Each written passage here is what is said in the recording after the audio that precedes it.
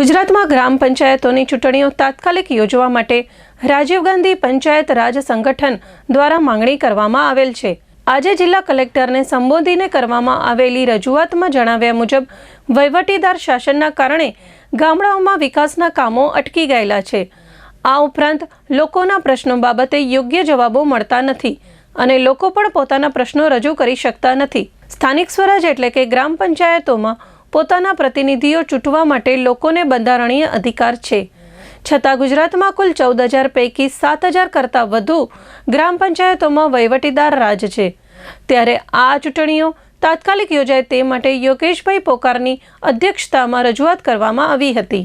જુમાઈસા Node minority પ્રદેશના vice chairman, આજે અમારે ગ્રામ પંચાયતની ચૂંટણીઓ છે ગુજરાત રાજ્ય સરકારમાં છેલ્લા 2023થી પૂરી થઈ ગઈ છે, જેની મુદતો જે વહીવટદારો અત્યારે વહીવટ હલાવી રહ્યા છે। અમારી માંગણી છે કોંગ્રેસ પાર્ટી તરફથી કે વહેલી તકે ગ્રામ્ય વિસ્તારની તમામ ગુજરાત રાજ્યમાં ચૂંટણીઓ યોજવામાં આવે અને લોકોને તેના લોકો વડે જે ચૂંટાય એ સરપંચોને સત્તા આપવામાં આવે।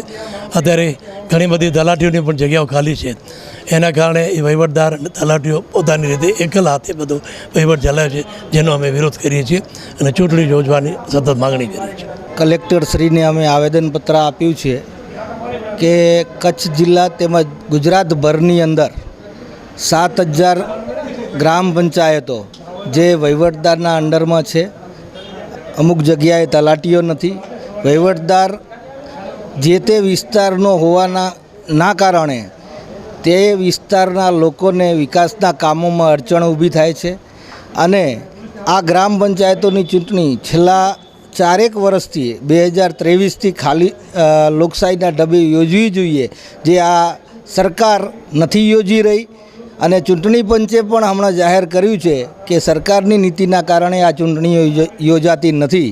તો અમારો કોંગ્રેસ પક્ષ વતી આજે અમે જિલ્લા કલેક્ટરને મારફતે મુખ્યમંત્રીશ્રીને રજૂઆત કરી છે કે વહેલામાં વહેલી તકે આ ગ્રામ પંચાયતોની ચૂંટણી યોજાય।